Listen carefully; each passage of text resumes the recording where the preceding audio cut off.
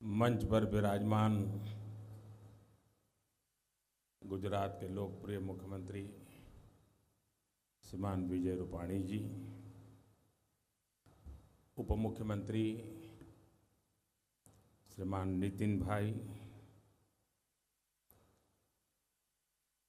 श्रीमान लखानी जी, जयंत भाई बाबरिया जी, गोविंद भाई धोलकिया जी, पाणीदार मेरा साथी मथुरदास, लालजी भाई पटेल, मंच पर विराजमान सभी साथी और विशाल संख्या में पधारे हुए मेरे सभी परिवारजन,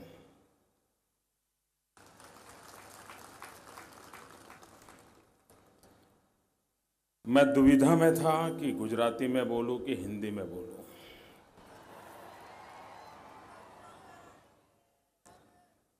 लेकिन बाद में मेरे मन में विचार आया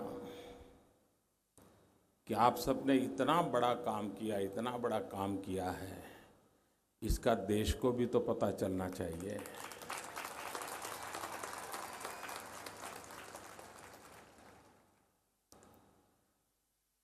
यहाँ पर सभी दाताश्रियों की बधाई की वर्षा हो रही है।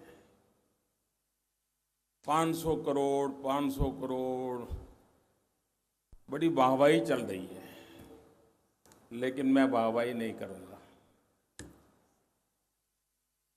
इन्होंने कुछ नहीं किया है।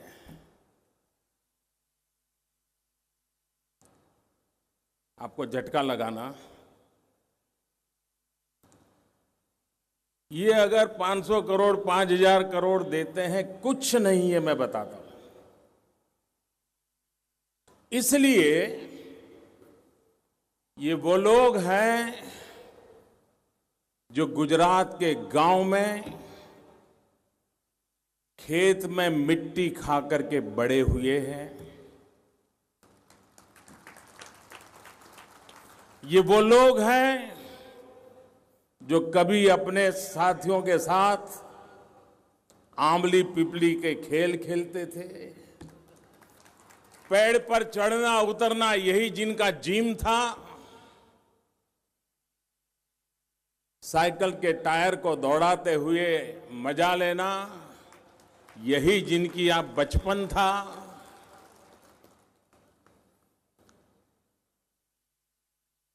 बारह महीना मां बाप एक ही बात करते थे घर में, इस बार बारिश अच्छी हो जाए तो अच्छा होगा। बेटा पढ़ाई करेगा नहीं करेगा ये चर्चा नहीं होती थी। चर्चा यही घर में होती थी, भगवान करे इस बार बारिश अच्छी हो जाए। दूसरी प्रार्थना करते थे, हमारे पास जो 1 या 2 पशु हैं वो कभी भूखा न रहे। ऐसे परिवार के ये संतान हैं। ये वो संतान हैं जिन्होंने अपनी आंखों से ये सब देखा है, जिन्होंने बचपन में इस जिंदगी को जिया है। बारिश कम भी हुई हो, बारिश कम भी हुई हो, परिवार को जितनी जरूरत हो उससे भी कम फसल हुई हो, उसके बावजूद भी फसल का ढेर अगर खेत में तैयार पड़ा है तो चोर खाए, मोर खाए, आया मेहमान खाए, जब बच जाए तो खेड़ू खाए। ये संस्कार जिन परिवारों के हैं, खुद के पसीने से पैदा की हुई फसल चोर भी उठा के ले जाए, गुस्सा नहीं। पशु पंखी आकर खा जाए तो भी संतोष। कोई अतिथि आ जाए, झोली है भर दें, और फिर कुछ बचा खुचा है तो बच्चों के लिए घर ले जाए और 1 साल गुजारा कर दें। ये मेरे गुजरात के खेड़ू परिवार के संस्कार है।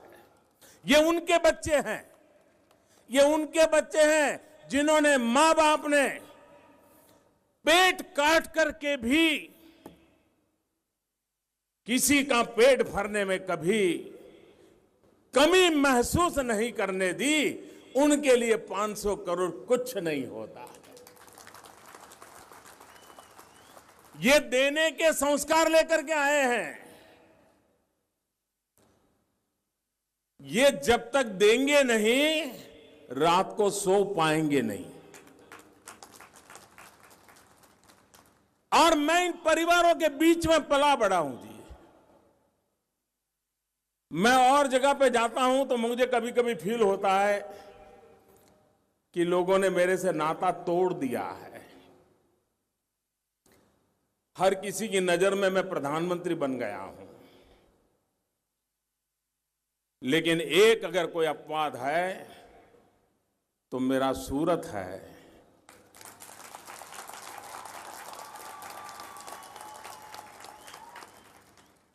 मैं जब भी मिला हूं वही प्यार, वही अपनापन, प्रधानमंत्री वाला कोई टैग कहीं नजर नहीं आता है। ये जो परिवार भाव में अनुभव करता हूं, आपको हैरानी, बाहर वालों को भी शायद हैरानी होगी। ये सब धनी परिवार है, अरबों खरबों में खेलने वाले लोग हैं। जब से मेरा सूरत आना तय हुआ तो जिन जिन परिवारों से मेरा बड़ा निकट नाता रहा है, अब तो अरबों खरबोपति हो गए हैं।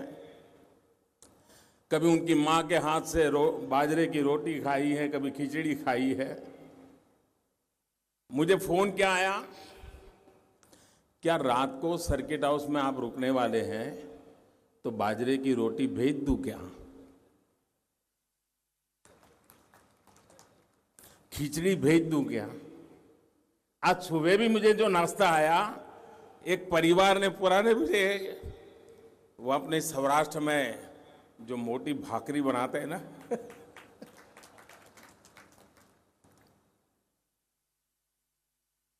तो उनको याद था, सुबह सुबह भेज दी। उनको पता है प्रधानमंत्री को क्या खाना क्या नहीं खाना कोई मुश्किल काम नहीं है। लेकिन ये परिवार भाव है जिसकी हर परिवार की मां ने, जिन्होंने कभी न कभी मेरी चिंता की है, वो उसी प्यार से मेरी चिंता में लगे हुए हैं। मैं समझता हूं जीवन का इससे बड़ा कोई सौभाग्य नहीं होता है।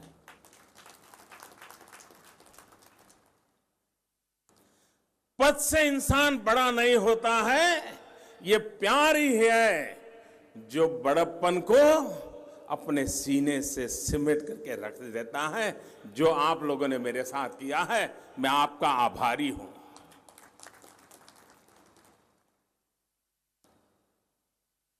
आज एक अस्पताल का लोकार्पण हो रहा है, आधुनिक अस्पताल है। जब मैं यहां था तो कहता था कि जिसका शिलान्यास मैं करूंगा उसका उद्घाटन भी मैं करूंगा। तो लोगों को लगता था ये बड़ा अहंकारी है। ये अहंकार नहीं था, ये मेरे मन में एक कमिटमेंट है कि ये शिलान्यास करके पत्थर गाड़ करके तख्तियां लगाने की फैशन समाप्त होनी चाहिए। जो चीज शुरू करे वो चीज परिपूर्ण होनी चाहिए। अगर परिपूर्ण नहीं होने वाली है तो शुरू नहीं करना चाहिए। यहां आप सबको जितनी खुशी होती है, मुझे उससे भी ज्यादा होती है, क्योंकि विजयादशमी का वो दिन था। भारतीय जनता पार्टी ने मुझे प्रधानमंत्री के नाते घोषित कर दिया था उम्मीदवार के रूप में। मैं देश भर में दौड़ रहा था उस समय। लेकिन उसके बावजूद भी विजयादशमी और मेरे नवरात्रि के उपवास पूर्ण हुए थे। मैंने तय किया कि नहीं, मैं सूरत तो जाऊंगा ही, कितनी ही कठिनाई क्यों ना, और मैं आया था। और उस दिन ये लालजी बादशाह वो मेरे बगल में तस्वीर निकालना चाहते थे, तो भूमि पूजन के लिए वो फावड़ा चलाना था। तो मैंने बादशाह को कहा 50 करोड़ दोगे तो मैं करते रहूंगा, नहीं तो नहीं करने दूंगा।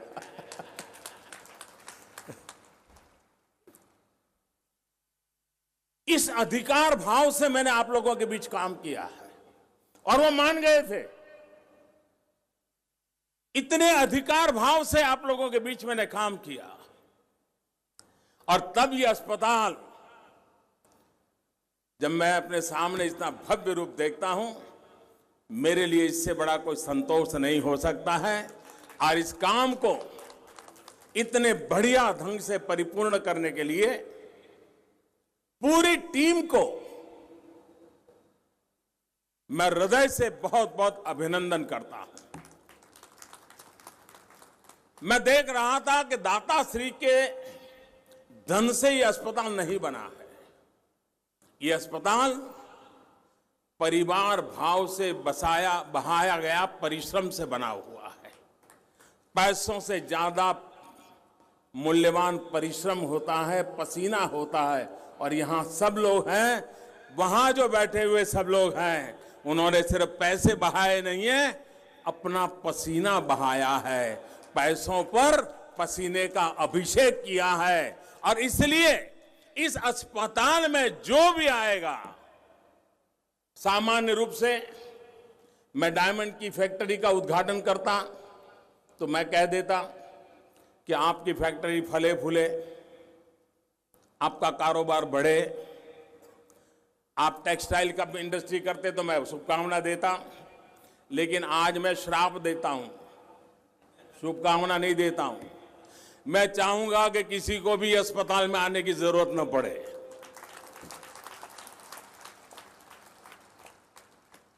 और एक बार आना पड़ा तो दोबारा कभी आने की जरूरत न पड़े, ऐसा मजबूत इंसान बनकर के यहां से जाए, ये भी साथ साथ शुभकामनाएं देता हूं।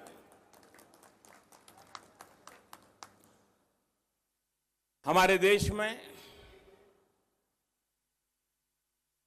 डॉक्टरों की कमी, अस्पतालों की कमी, महंगी दवाइयां,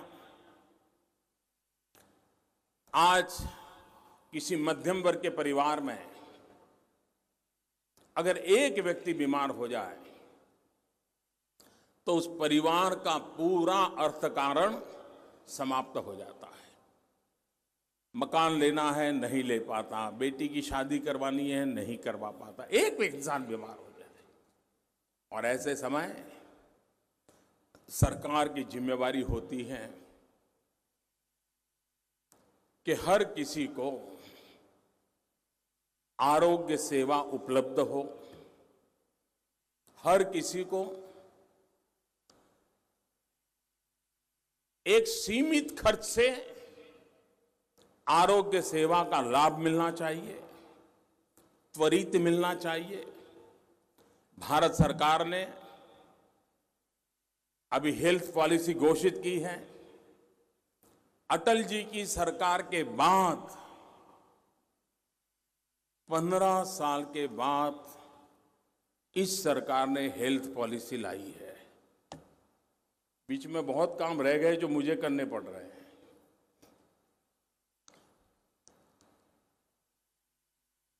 अब दवाइयां, मैं गुजरात में था तो आपको मालूम है बहुत लोगों को मैं नाराज करता था। अब दिल्ली में गया हूं तो देश में भी बहुत लोगों को नाराज करता रहता हूं। हर दिन एक काम करता ऐसा हूं कि कोई न कोई तो मेरे से नाराज हो ही जाता है। अब जो दवाइयां बनाने वाली कंपनियां जिस इंजेक्शन के कभी 1200 रुपया लेते थे, जिन गोली की कभी कभी 350 400 रुपया लेते थे, हमने सबको बुलाया, भाई क्या कर रहे हो, कितनी लागत होती है, क्या खर्चा होता है।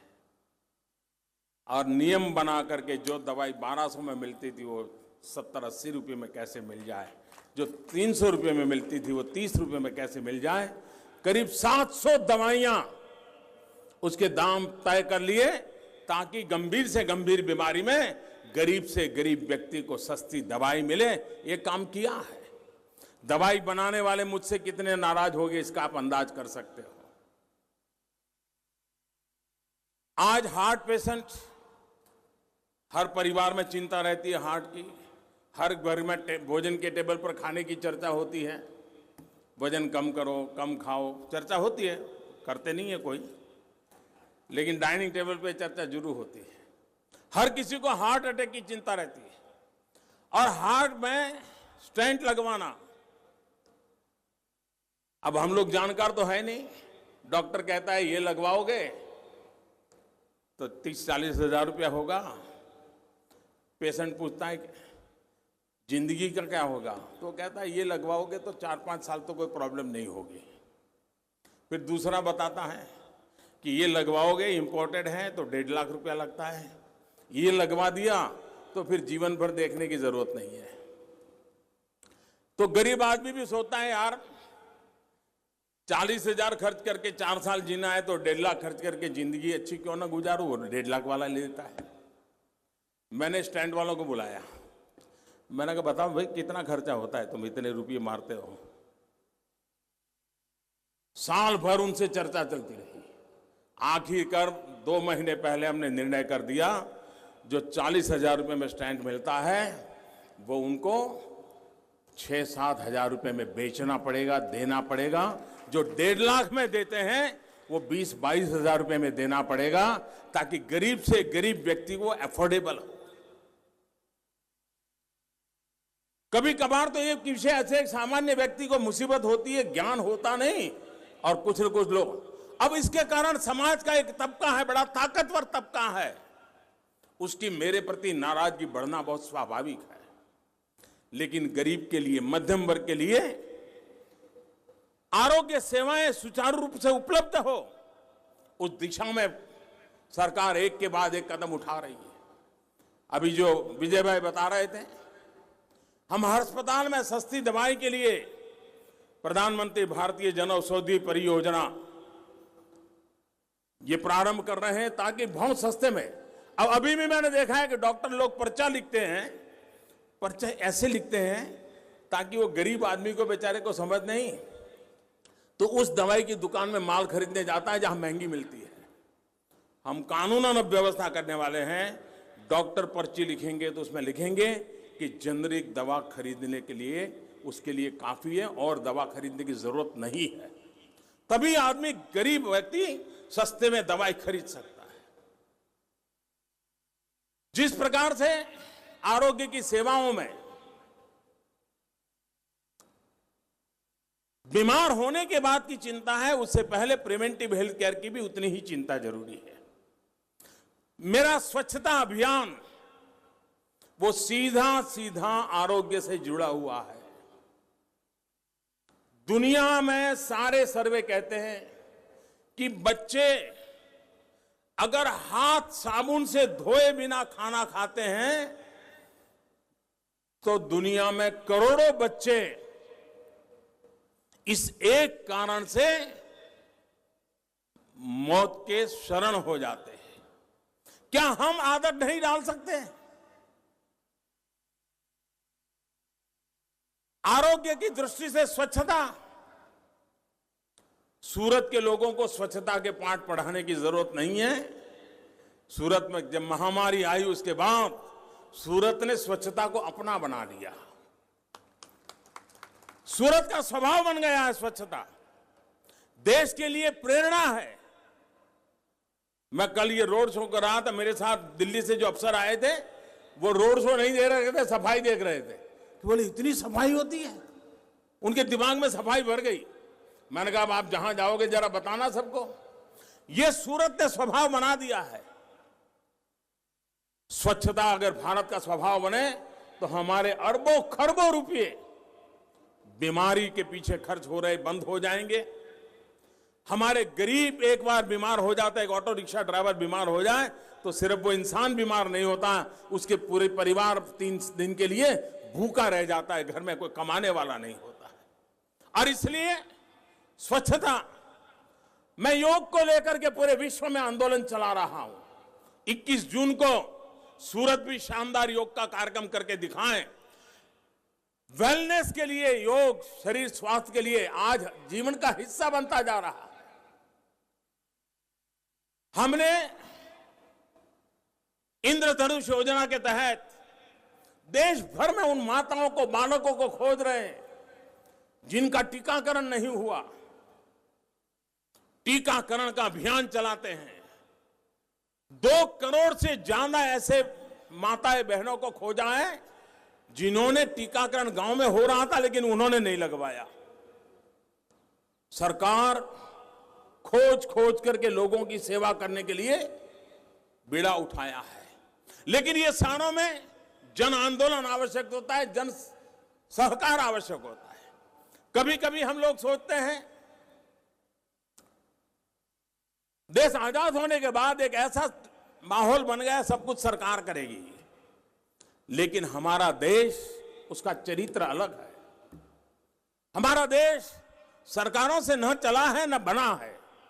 हमारा देश न राजाओं से चला है न राजाओं ने बनाया है।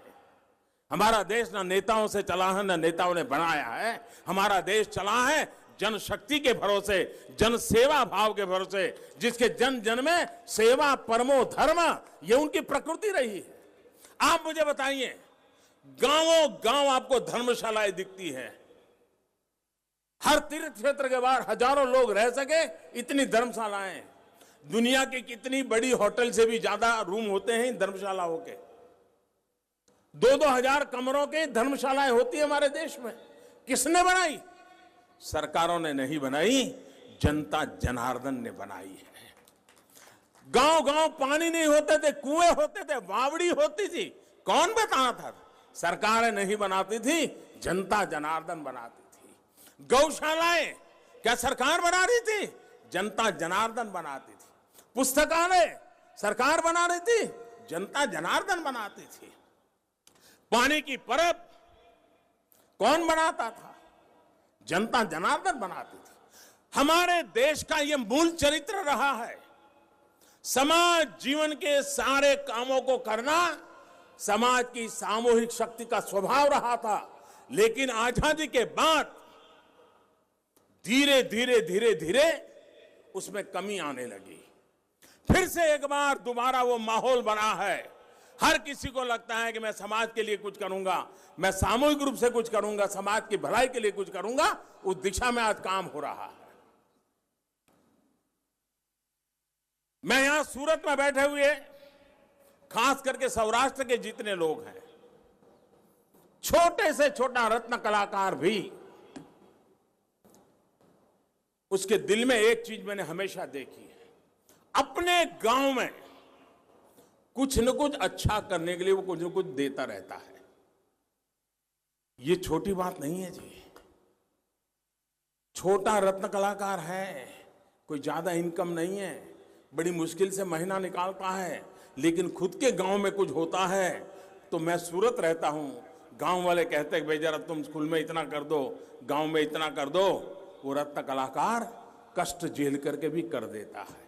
यहां बैठे हुए हर प्रमुख लोगों ने अपने गांव में उत्तम से उत्तम काम किए हैं।